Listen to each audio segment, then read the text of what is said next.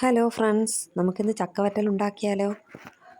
അപ്പോൾ ഞാനൊരു ചക്ക വെട്ടിക്കൊണ്ടുവന്നു. അത് ഞങ്ങൾ കട്ട് ചെയ്തിട്ട് അത് വൃത്തിയാക്കി ചുളയെല്ലാം പറിച്ചെടുത്തിട്ട് അത് നീളത്തിൽ നമ്മൾ ചക്കവറ്റലിന് വേണ്ടിയിട്ട് അരിഞ്ഞെടുത്തിട്ട് ഉപ്പും മഞ്ഞൾപ്പൊടിയും ചേർത്ത് നന്നായിട്ട് ഇളക്കി വെച്ചു. ഒരു ചെറിയ കളറിന് വേണ്ടിയിട്ടാണ് മഞ്ഞൾപ്പൊടി ചേർക്കുന്നത്.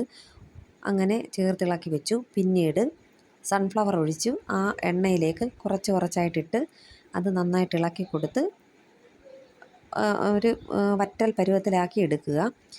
അപ്പോൾ ഇവിടെ വെളിച്ചെണ്ണ ഉപയോഗിച്ചിട്ടില്ല, അപ്പോൾ സൺഫ്ലവറാണ് ഉപയോഗിച്ചിരിക്കുന്നത്.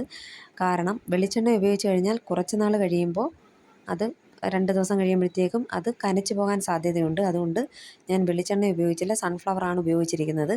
അപ്പോൾ കുറച്ച് ഇളക്കി കൊടുത്ത് അത് നല്ല പരുവത്തിന് ഞാൻ അത് കറക്റ്റാക്കി എടുത്തു. നല്ല ചക്കവറ്റലാക്കി എടുത്തു. വെളിച്ചെണ്ണ വാർന്നു പോയതിന് ശേഷം നമ്മൾ ഒരു ടിന്നിലേക്ക് ഇട്ട് നല്ലത് കണക്ക് അടച്ചു വയ്ക്കുക. നമുക്ക് ചായയുടെയൊക്കെ കൂടെ നമുക്ക് സ്നാക്സായിട്ട് കഴിക്കാം ഗൈസ്. ഇഷ്ടപ്പെട്ടോ എല്ലാവർക്കും?